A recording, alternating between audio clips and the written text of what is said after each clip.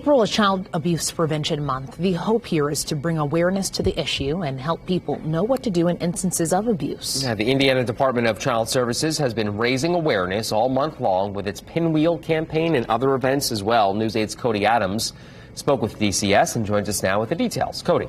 Yeah, guys, DCS is focusing on prevention rather than intervention. They want to eradicate child abuse altogether. Unfortunately, that's a tall task, but obviously one worth working for.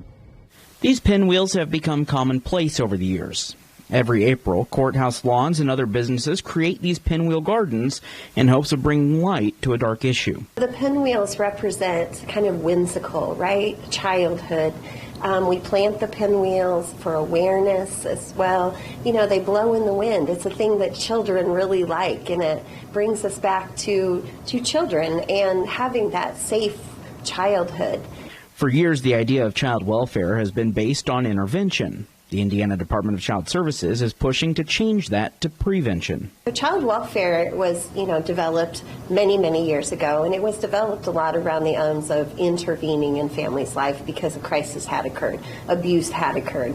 But prevention has really taken off over the last several years, and it is a way for us to provide resources and support to families so that the abuse doesn't occur. Peggy Serby with DCS says the work of prevention takes a lot of help from the community. If you are seeing a family struggling, maybe they need food, there are resources that you can call to help that family. So kind of support the family instead of report the family.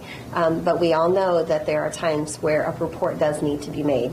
Serby says those reports are very important as we get closer to the summer months and kids are not in school, where staff members can catch alarming details. A lot of times we've referenced physical abuse, but there is neglect and there is sexual abuse, there's emotional abuse. Indiana is a mandatory reporting state, and therefore if you suspect that, you do need to call the hotline. Serby knows it may be cliche, but it really does take a village. We have to collaborate together, all of us. None of us can stand in a silo to support children and families in our community, and there are so many resources available in Indianapolis, Marion County, and across the state to help families before that crisis occurs.